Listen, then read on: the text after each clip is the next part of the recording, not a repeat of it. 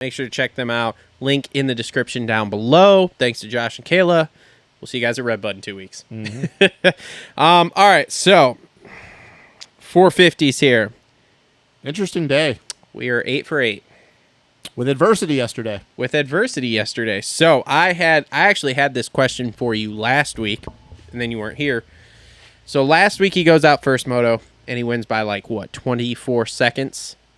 Something like that. Yeah, it was something. The way the track was, I mean, it's kind of, even though the track was a lot deeper, it was kind of like a Paula situation. Like, you had to be very precise to go out and ride that track. So he wins by 24 the first moto. Yeah. Second moto wins by 11 or 12, but it was raining, so it got real greasy. Mm-hmm. Now, yesterday, we see him... chink in the armor a little bit. Chink in the armor a little bit. That's what you're going to call that? Yeah, totally.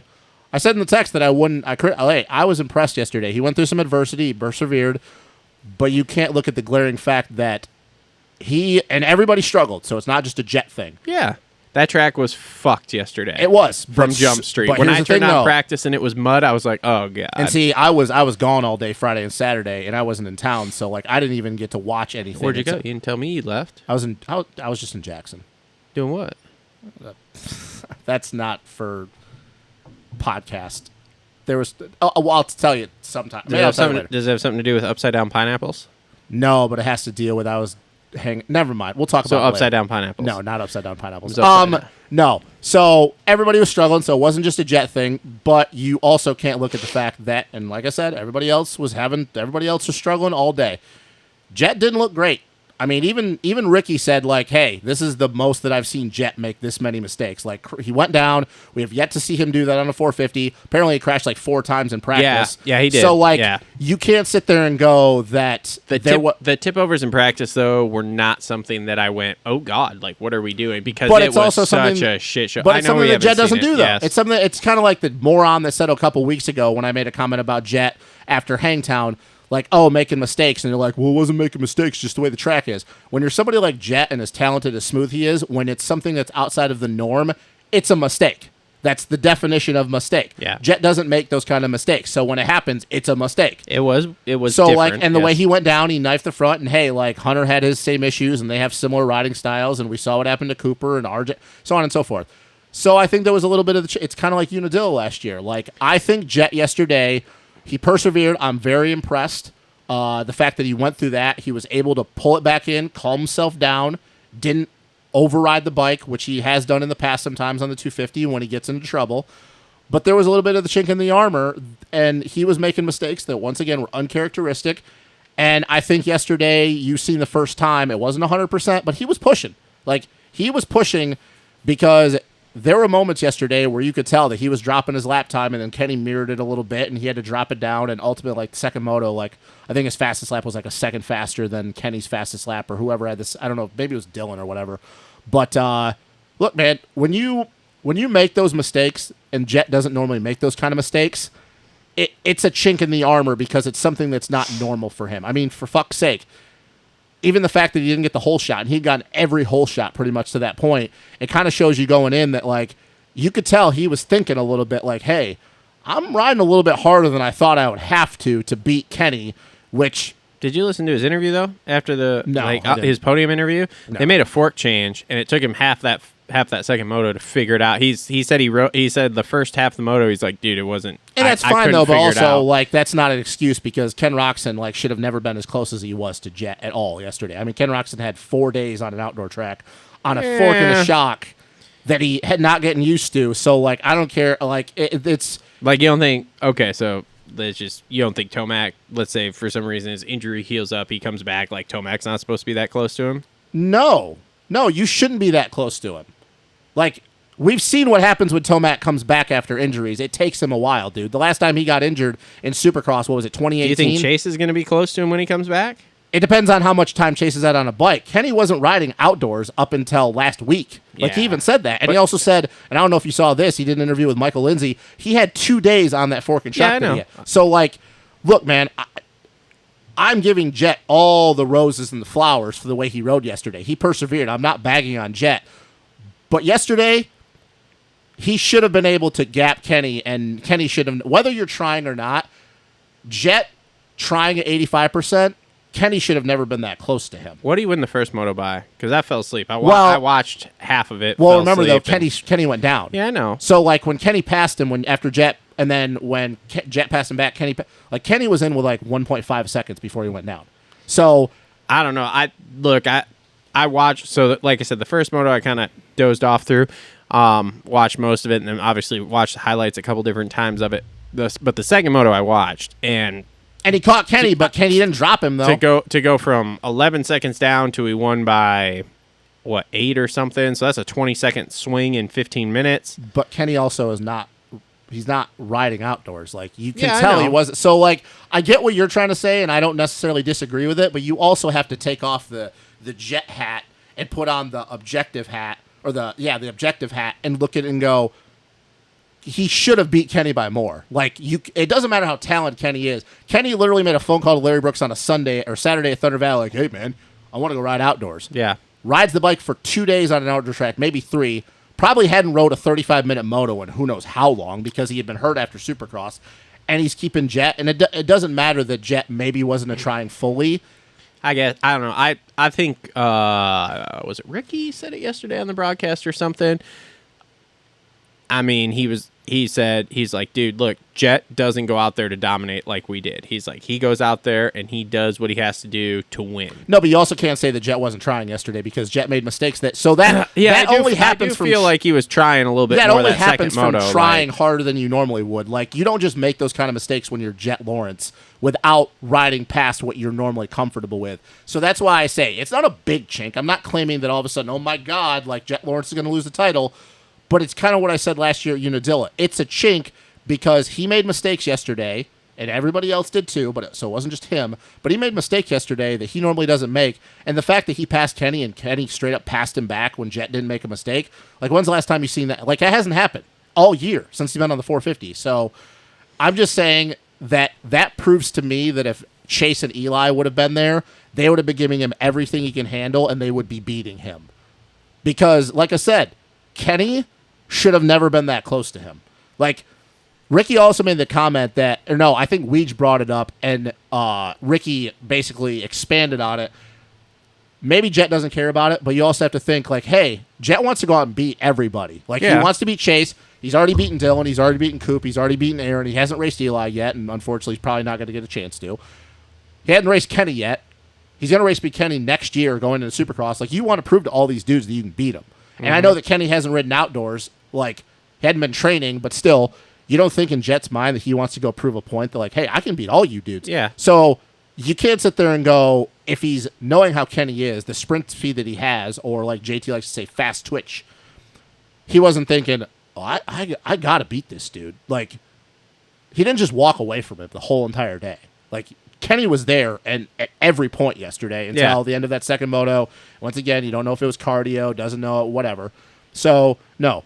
All the flowers to Jett. He impressed the hell out of me yesterday more than he has up until this point. Because the second moto Paul with Chase, that was impressive, but I also think, we've talked about this, the way the track was, it really fit Jett's style. Yesterday, I was more impressed with Jett than I had been in the previous 6 motos. But that proves to me that if Chase and Eli were there, that they'd be beating him, giving him everything he can handle, and then some. Because going in yesterday, there was no point in me thinking Kenny was going to be that close. I honestly thought that Kenny would have got dropped by like 30 seconds.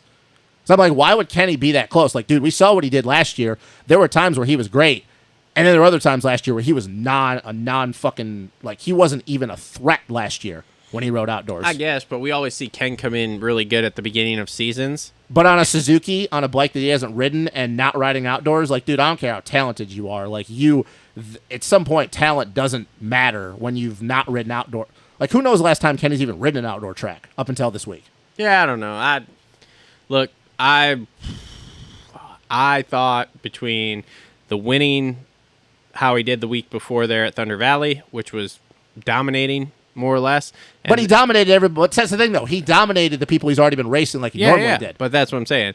Kenny hasn't been there. So we talked about it the week before of you being like, well, Oh, hands down, yeah. He's not dominant like Chad or like Ricky and James were. And so I had actually come in with the question last week of like, okay, is this starting to change your mind because he won by 24 and then won by 7 or 8 in the slick rain, and then now looking at this of like, okay, he's obviously struggling the first half of the moto, figures out how to ride the bike, and then comes back from 11 seconds down. But the first moto, though, he didn't make a fork change. Because, the first moto, the bike was the same. So no. So that's what I'm saying, though. I think with Jett, you have to look at it on a week-by-week basis because this is new for him. This isn't an established 450 guy yet, even though he's Jett Lawrence. So I think for your rookie year, you have to look at a week-by-week basis. What is he doing? Because it's a new thing every week with him. Every week is a new challenge because he hasn't ridden these tracks. And everybody's be like, well, no, it's not. Every one of these tracks he's ridden 10 times over, but he's not ridden them on a 450. Yeah. So it's a new thing every week. So, yes, last week was dominant. Yesterday was not dominant, and he raced a guy that was not supposed to ride outdoors. Yeah. Like, fucking on a whim. No, he was going to race outdoors. Well, yeah, whatever. Well, and I also don't believe that we're going to see him again this year. You don't think so? No, because World Supercross starts in 2 weeks. Yeah, but there's only one, isn't there, that crosses over, and it's the Redbud one? No, July 22nd is the second round. Oh, okay. So you may see him at Unadilla.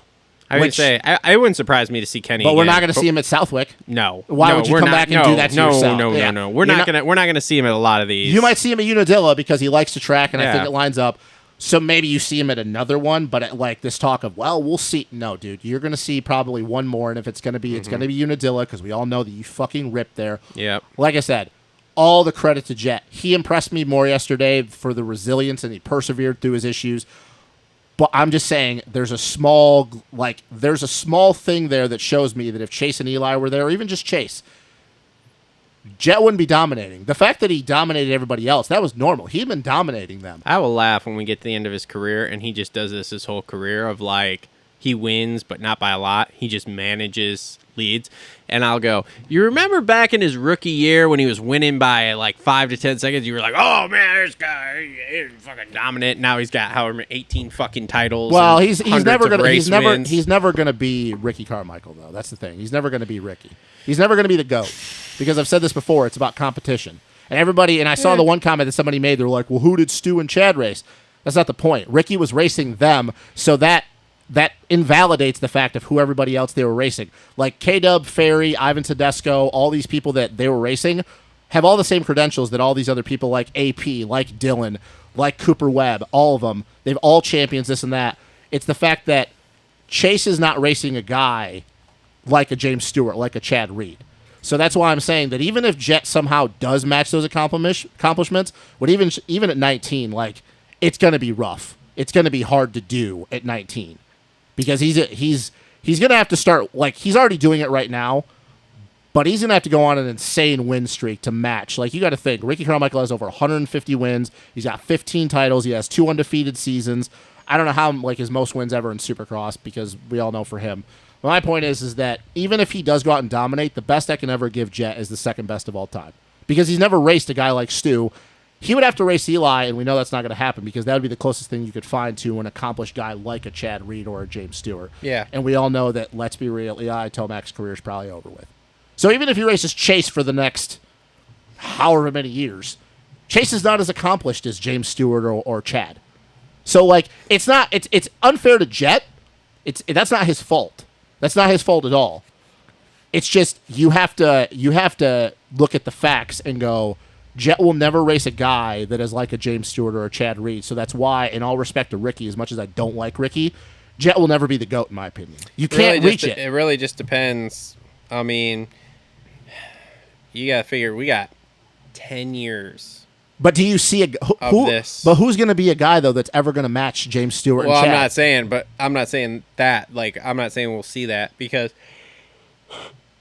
as of right now, we're not like there isn't anybody in the pipeline I see like that. So you have, in my opinion, you have people that can match like a Reed style. Yeah. Because you got Webb's 2-time champion, but he doesn't have an outdoor championship. Won. Yeah, no, he doesn't. But you got that kind of stuff. But then you just got to look at. And Hunter, let's be real, even if somehow he goes and gets really good on a 450, which he's gonna. Yeah. He's too old at this point. The way I'm looking at it is that, like, the only way you're able to put him in that conversation is if he, just dominates the record books as far as race wins goes. I mean, you even have to look at the fact, take out Stu.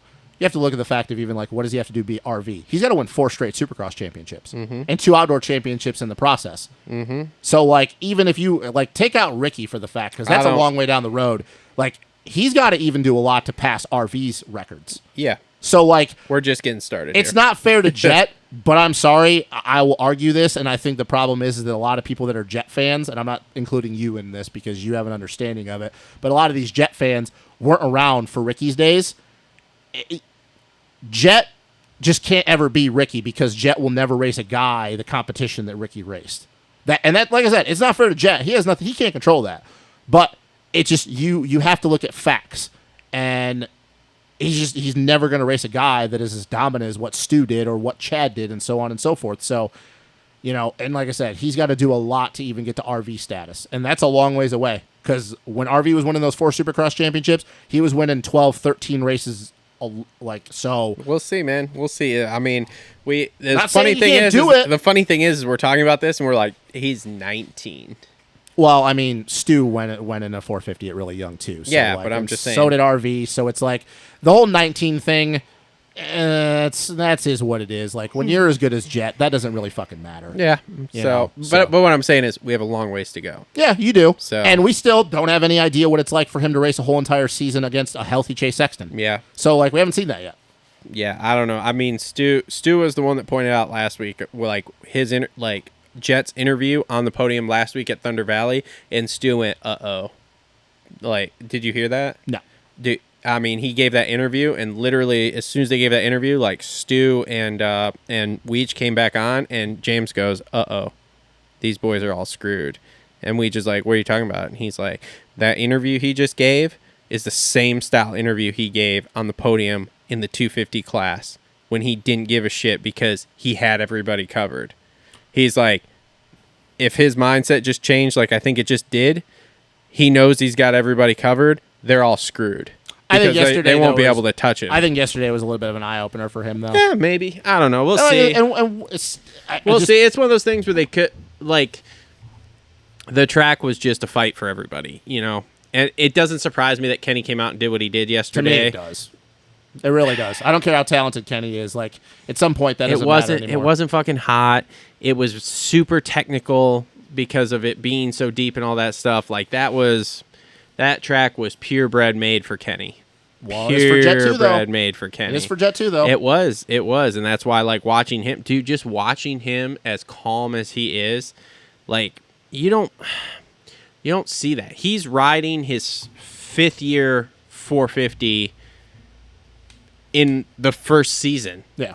As calm and relaxed as he is. Because even as much as he was pushing it there to try to catch Kenny, dude, you couldn't tell. Well, that's just style, though. I know, but I'm just saying it's impressive to watch. It's very impressive, but it's not like we haven't seen that type of shit before. Yeah, Porcel would do the same thing back in the day. I'd watch Porcel at nationals, and you'd watch him and be like, "Well, that's like 6th or 7th fastest," and then he'd go out to be 1.5 seconds faster in practice. Well, when you're that talented and you're that smooth, it's always going to look that way. So it's always hard to differentiate between what's pushing and what's not. Everybody knew that Porcel was not great like Jett is, so. Well, Porcel also has two 250 championships. He has Supercross championships. Like, he was good. He's not Jett, but he wasn't a slouch. So, like, I didn't say he was a slouch, but he's not Jett.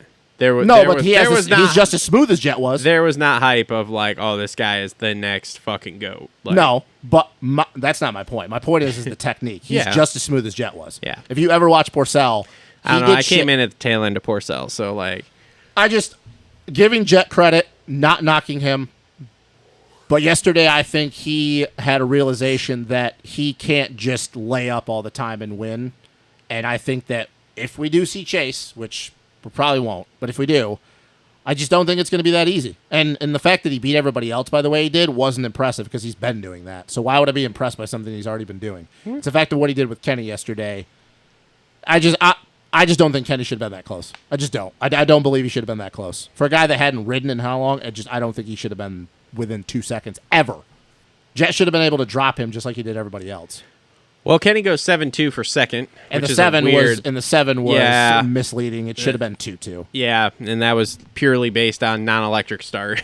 Yeah, well, and also on a camber and a rut, and, Yeah. Whatever. But I mean, great ride for Kenny. That Good was for super him. good for him coming off the couch. So. And it'd be really interesting to see had he rode outdoors. But I mean, that's just what Kenny kind of does sometimes. Mm-hmm. It's impressive. We know how good he is when he wants to be, but. I mean, we'll see him probably one more time this year outdoors, and Yeah. So I don't. As cool as it was to see him, I don't really care about it because he's not going to ride outdoors, but one more time this year. Gave us something to talk about. Yeah, this for weekend. So AC goes 4-4 for third. So he was way more impressive yesterday than what he's been. So hopefully, the arm's getting better. I like how now though that we have went from never talking about his injury to now all of a sudden it's brought up at least once every broadcast. That's all we talk about. Yeah, it's fucking awesome. It just shows how stupid shit is in this sport sometimes. Yeah, well, we'll see. I definitely though. I think it was Ricky. They're like, oh, when he was catching Kenny, like, oh, is he gonna make something happen? And I'm like, we'll give it a few laps and we'll see if he's. And he did fade at the end there. Yeah, and I'm so. like, I mean, hey, it's progression for AC. It's definitely better than almost getting beat by Grant Harlan. So, yeah. Dylan goes 6-3. Caught Kenny that second moto. Yep. I don't know where the hell that came from. Because your boy is on a real weird season here. Yeah, and I still don't believe that he's 100% yet. Like, he's even said it. The team said it. That bike is still... And now it's the second time that the greatest of all time, you had Stu say it, and then you had Ricky say it. They're like, that bike is way too low in the rear. Yeah. And that is something you don't want. And Ricky, he's the way this was a big talking point, and it happened at Thunder Valley with Stu and Ty Masterpool. But for somebody like Dylan that doesn't steer with the rear, like, I just don't understand. And maybe they're trying to counteract the weight of that Yamaha on the front. I think they need to make a bike change. Like, because he can say all he wants that the bike's handling good. You can clearly tell that bike is not. No. It's not. So I don't know if Dylan's just trying to not get on his team's bad side, but yeah, that second moto, like at the charge at the end, I'm like watching the live timing, I'm like, fuck, like he's catching Kenny. Yeah. And then I was like, oh, it's a timing glitch. And then he comes around and it's like 2 seconds. I'm like, holy shit. Mm-hmm. So I think that's something to build for him that he caught Kenny. I know he had to have been putting in some really good lap times at the end of that moto. I think that just means he's progressing, and I still believe that this week's going to be good for him to have 2 weeks off. So I think he comes out swinging at Redbud. I don't know what that looks like, but it's progression because Thunder Valley, he was really good, but just a lot of stupid mistakes. Yesterday, I think, is the best he's ridden all year so far. Because even the first moto, like, wasn't an indicator of how well he was riding because he got a terrible start, worked his way through. But yeah, the second moto was a little bit more Dylan-esque to make that charge at the end of that moto like he did. So he's on struggle street here, though, man. Oh, this yeah. has not been a good year for him. No, and we said this, like, if he's 100%, he'll be fine. If he's not, it's going to be up and down, and he's not 100%. Yep. All right, so Cooper Webb goes 3-6 for fifth. Okay. I don't have... I mean, we didn't get to see much of it. There wasn't anything. He still doesn't think he's 100%, and I think he still kind of believes that when he does get to that point, he's going to be able to challenge Jett. I don't know why you'd believe that. I don't think that. Yeah, I was going to say, I think he's the only one who thinks that, but okay. Whatever you say, Coop, man. Like, I mean, I don't know. He's out there getting points. He's leading the super motocross points. Yeah, who gives a shit? Yeah, I still who gives a shit? Yeah, I still believe that if you had Chase in there, if you had Eli, if you had Barsha, if you had Ando, Christian Craig, like Coop would be just like probably an 8 to 10 guy. Yep. So Marchbanks goes 2-8. Very impressive. Very impressive. Both motos actually got starts, which is something he doesn't fucking do. No. And then I felt bad for him the second moto because he was up there, and then he pulled into the pits because he had a phantom bog, is what they said. Yeah, I heard that. He had a nice little battle with Jett there for a minute. So I mean, it's just like, why the fuck was he on a 250 for the first 2 rounds? Because Club wants to make that 250 deal a deal. Whatever. So, I mean, dude, I don't know. They were good in Supercross. That should have been good enough for them. The outdoor bike was shit. Well, yeah, I mean, J-Mart was proved not that. pumped. Yeah, at all. and Marchbanks, like we've said this from the beginning, why the fuck is he on it? Why was he on a 250? And he lost 15 pounds. I don't believe that he wanted to ever be on that bike. After the way he rode last year on that 450, there's no part of me that believes that shit. I don't know. I don't know what the deal is there. Maybe they're trying to lure in a new manufacturer too. I mean, maybe. I don't know who they're trying to go with, but maybe they're trying to go that route. I will say this though, that outside of Dylan, if Marchbanks keeps that confidence up, fucking AP and Cooper are gonna have to really start worrying about him because he was impressive yesterday. Mm-hmm. You know, if Dylan is on the trajectory that I think he's on, that's different. But everybody else, like Cooper, AC, Webb, or Cooper, AC, and AP, dude, if Marchbanks rides like that for the rest of the year, like he's going to be the third best guy. Mm-hmm. So, I mean, good for club, you know, but it kind of shows you that they fucking kicked themselves in the ass of not having on a 450 right away. Basically. Because I think he'd be probably floating around like third in the points right now. Mm-hmm. Ty Masterpool goes 5.7 for 7th. I mean, it wasn't Thunder Valley good. No, which we all kind of expected. So here's the thing, and I would have brought this up if I'd have been onto the Thunder Valley show. So we all knew this was going to be the summer of privateers. We were going to see a lot of people that you wouldn't normally see. You know, you'd be hearing a lot of names that you probably have never heard of. Well, like the average fan would have never heard of. You know, Jerry Robin had a good start to the season. Grant Harlan's been really good. Ty Masterpool has just fucking shot everybody in the arm to show how talented the kid is. Ty Masterpool does this stuff. Everybody got real hyped about this last week, and I just kind of was like, you know, that was great, but like, this is what he does. He's an outdoor guy. He'll come out. He's gonna be really good at Redbud. He's gonna be real good at fucking Redbud. I was actually hoping his day was gonna go a little worse yesterday, so I could get him at Redbud. Like I'm here to tell you, not whatever. Like I'm here to tell you, if he rips the whole shot at Redbud and just leads for like 20 minutes, I'm gonna look at you and go, yep, that doesn't fucking surprise me. That's Ty Masterpool. Like he is gonna be on one at Redbud, 100%. like real fucking on one. He ain't gonna beat Jett. But I'm here to tell you, if that kid rips a whole shot, he's going to make Jett's day a lot harder than Jett thought it was going to be because that fucking kid is good at Redbud. Yeah. So, and it's going to be interesting to watch him in practice, too. But where I was going with, and this is actually a question for you, with all that being said, you know, Jeremy Hand, you know, I seen that he was there yesterday. I know he's at Thunder Valley. You know, all these other privateers. We don't know what it would look like had everybody been there. And I mean by the rest of the fucking factory group, you know. I think Ty Masterpool would still be doing this. Grant Harlan would be up there, but some of these other guys, like Jerry Robin, probably not so much, you know, Lacurcio, Boutron, whatever. But does this kind of, what I've always been harping on, that it's gotten to the point that a lot of these factory dudes are so solely focused on Supercross?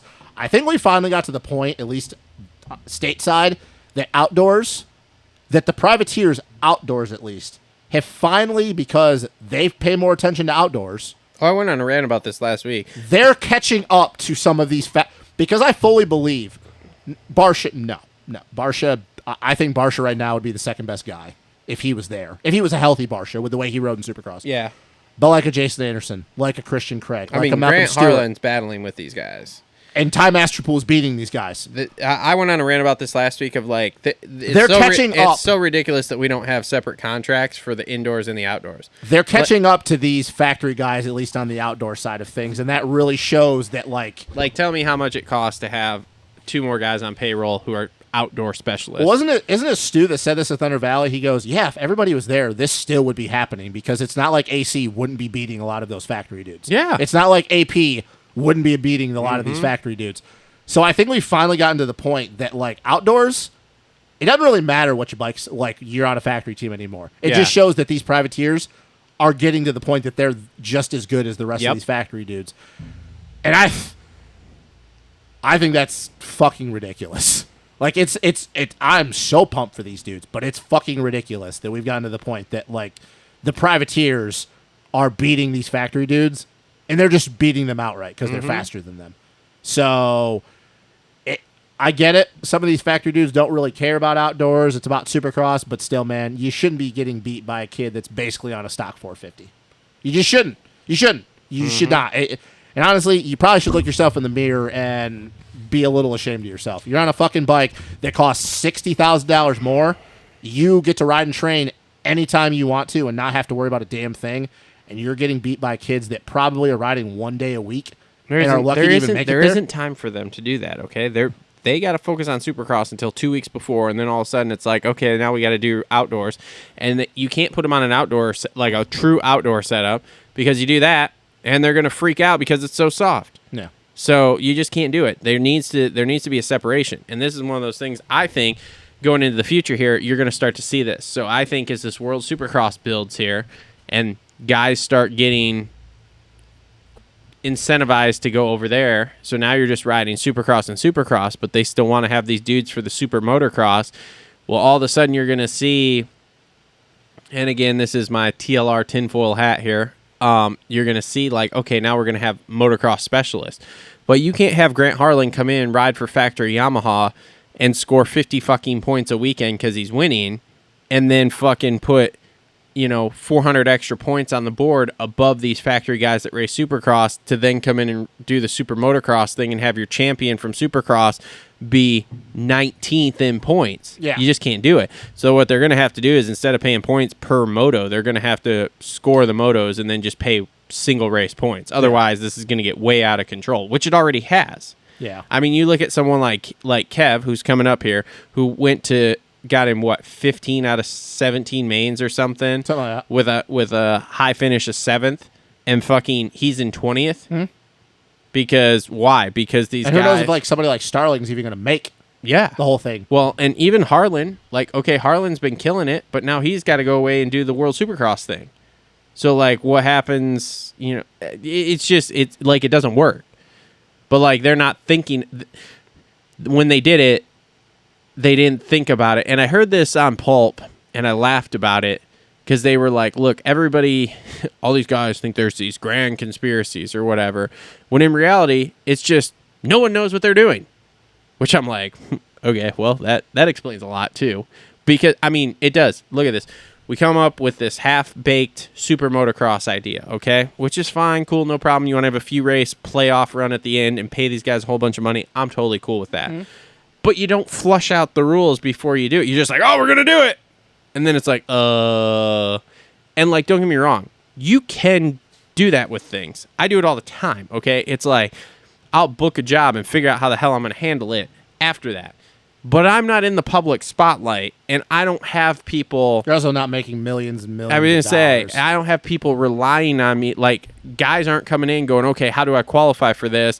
And you don't have a fucking clue. I mean... Dude, they already fucking had to go back and figure out what they were going to do with the West Coast Supercross because they had 9 rounds compared to 8 for what's it called. Yeah. And I still don't know how the hell they handled that, but apparently it's handled now. So it's like what's going to have to happen is Outdoors is going to have to go to paying 26 points total for the win, not 50.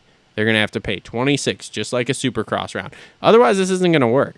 Because you're going to get a bunch of dudes that are going to get screwed out here of these SMX rounds because they didn't want to go spend money to ride outdoors, or they were getting paid to go ride the WSX stuff and couldn't ride the out. Like you're going to have to do that. Like, I'll be interested to talk to Kevin and be like, dude, are you going to do any outdoors?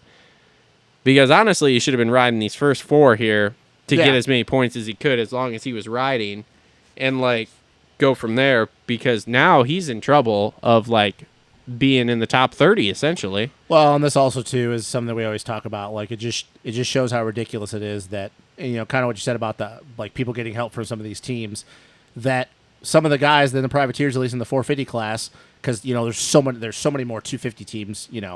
Some of these guys like a Kev, like if a Justin Starling, I can't really think of some of the other guys that were in that range for Supercross, because most of them are either going to be riding World Supercross or already are riding outdoors. The fact that they're not getting help to go ride out. Mm-hmm. Like, I know that Grant Harlan's on the Man Luck team and all that shit, but it just shows how ridiculous it is that guys that are getting top 20 in Supercross can't figure out a way to make it to outdoors. Yeah. Like, it's got to get to the point that if you're doing well enough, you should be getting help to go to outdoors, because it still looks really fucking stupid when a guy like Kev, whose best finish is a 7th, whether it was in the mud or not, was basically a perennial top 15 guy towards the end of the season, can't find support to go ride outdoors, you're never going to be able to bill that this is the premier series when half of your 10 to 20th place guys in the 450s can't even fucking show up for both series. Like, why? Because, I understand why Starlin, they don't get paid enough. And that's my point. That is what's the ridiculous part of it. I understand why some of these guys don't want to ride outdoors. Starling's going to fucking Brazil to ride. And that's the thing is, you're never going to be able to tell me that it's the premier series, and like Ricky said a few times yesterday on the broadcast, which is whatever, like, that a guy who, at the end of Supercross, was basically an 8 to 12 guy, can't figure out a way to make it outdoors.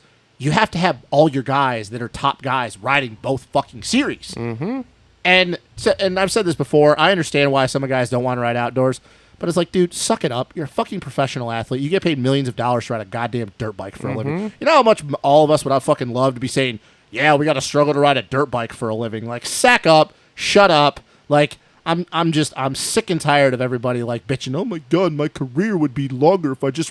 Look, I get it. The money thing is the biggest thing. You're a professional athlete. Suck it up. Like, you get paid a lot of money to ride a dirt bike for a living. You could be fucking doing construction for the rest of your life. I don't want to hear. I feel bad for the privateers that aren't getting paid money, but I don't feel bad for the factory guys that whine and moan that they don't want to ride outdoors. Like, get over it, dude. If you're making $300K a year, you're doing just fine. Yeah. Sack up, ride outdoors. Oh, my God. It's a little hard to get a fucking hangnail. It's 95 degrees out.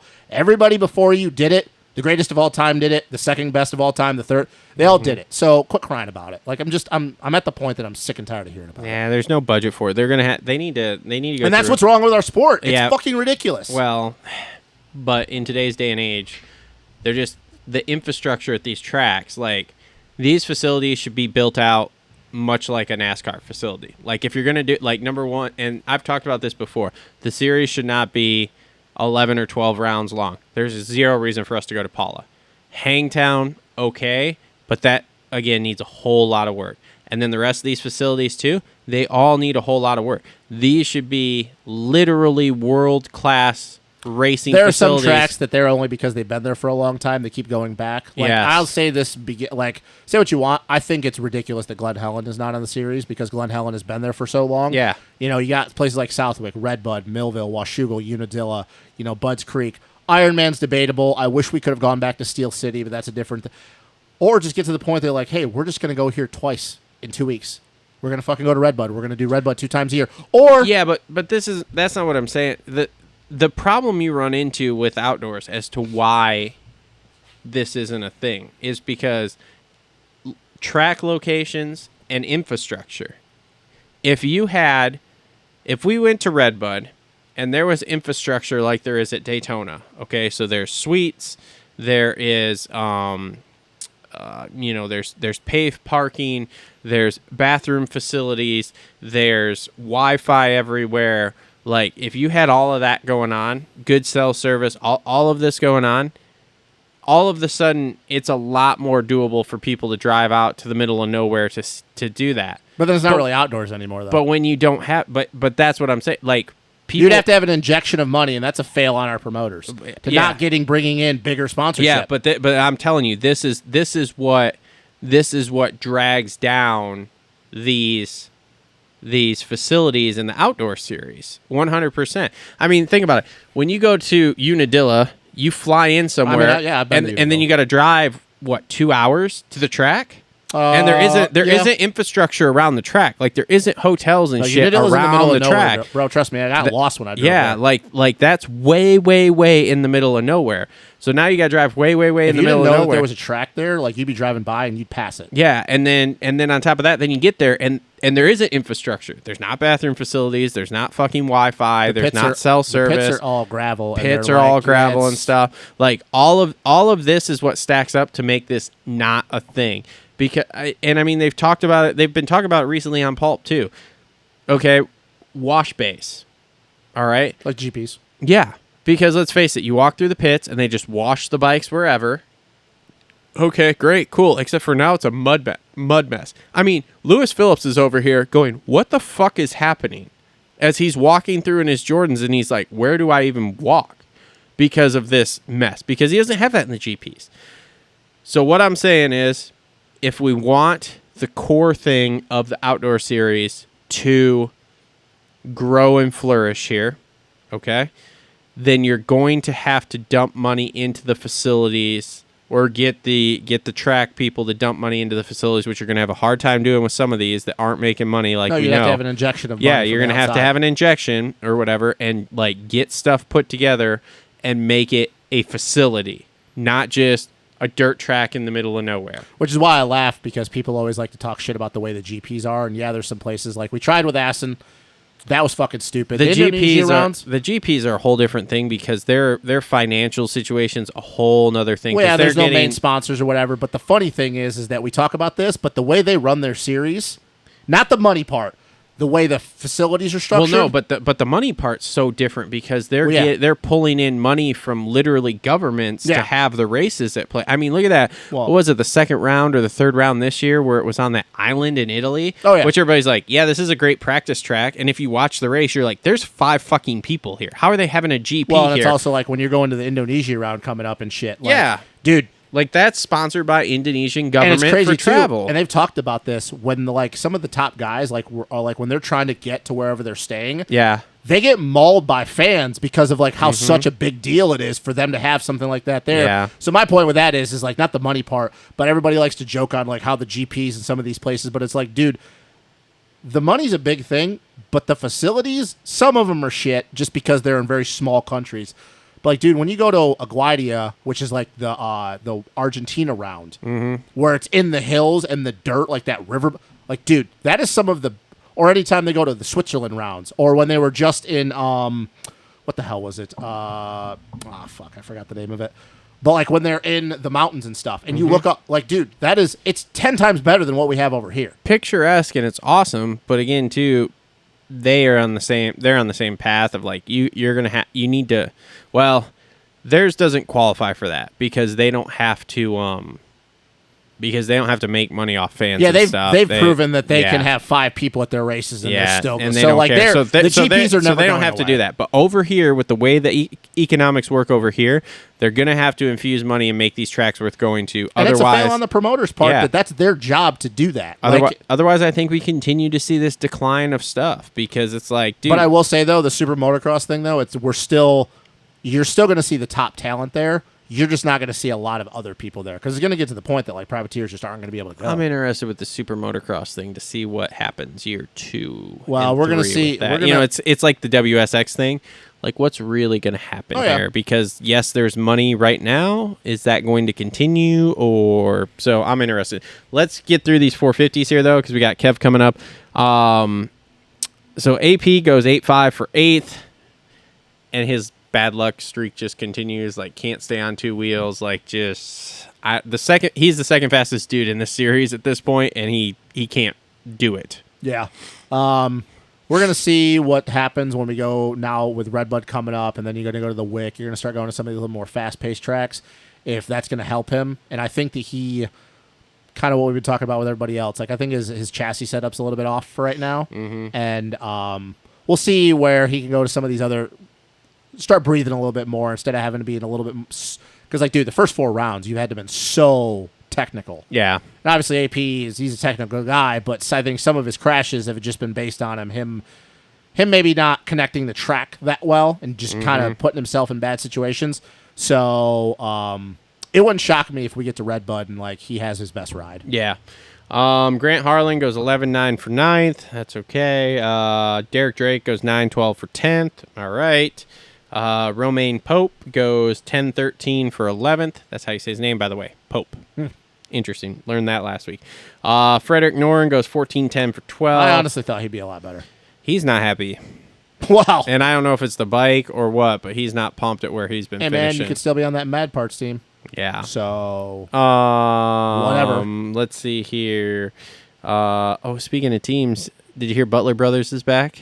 Yeah, they've been going with they were with Caden Amarine and yeah, Caden Amarine already quit that team. Oh, I know. And who was the other one? I don't remember. There was another 450. Oh, Tristan Lane. Tristan Lane. Yeah, and he wasn't there this weekend either. It was Tristan Lane, you're right, because they're on Cowies. No, maybe Lane quit the team and Amarine didn't. I don't think either of them were there. It's interesting already. Well, if they're right? not on the results, they weren't there Yeah. because they would have qualified. Yeah. So Lorenzo Lacrucio goes 13-11 for I 13. think that team, him and Boutron, are going to be out of the series here pretty quickly because they don't have the money to keep going. Wildcat Racing. Well, they're a GP team. There's some announcements coming Oh, really? that have to do with a Schmeev Schmathis. Whatever. Look, the money they need to go isn't a whole lot. I thought about sponsoring the team too. That was the biggest thing. Wildcat Racing. Wow. I mean, it's a GP team. Catch So, the fever. whatever. They want to keep going, but they're just out of money. Well, and I mean, they've done well. I mean, yesterday was a little bit of a struggle bus for The them. last But they two did weeks well. haven't been great for them. Curcio was good at Thunder Valley, Yeah, but it wasn't but as good as the Boutron's first been two rounds. struggling. Well, and also, too, Boutron, he's never raced in America, so I don't really expect him to. He's 45 years old. I mean, there's a lot going for him here. Yeah, he's been pro since like the mid-2000s. Jeremy Hand, 15-14 for 14th. He's going to be good now that we're on the East Coast, so. Phil Nicoletti, 12-21 for 15th. Barely made it in. How many pissed off Phil things do you think happened yesterday? I can't wait to hear Probably the about whole it. day. He probably just wasn't pumped to even just ride that track. No. Brandon Ray, 18-16 for 16th. Max Miller, 22-15 for 17. Cade Amarine. So, okay. He was there. So, it was had to have been Tristan Lane. Yeah, They quit the Tristan team. quit already. 16-40 for 18th. Jerry Robin goes DNF 17 for 19. A little bit more like Jerry Robin. Yep. And Trevor Schmidt goes 17-22 for 20th. Let's see here. Meshi had a rough day. Prebula goes 19-36 for 23, So which is he's even- strange because he's his bike was blowing up. He's even lucky to even be riding. Yeah. Let's see here. Who else we got? Jeff Walker, 28-30 for 32. Barely made it in.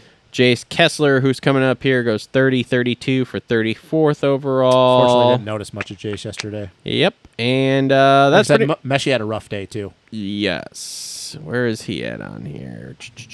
Meshi goes 31-25 for 29. Yeah, so. So, all right. That's been your 450 race recap brought to you by our friends at Gutterworks. Make sure to check them out. Gutterworks gutters, always well hung, just like Justin Barsha. Speaking of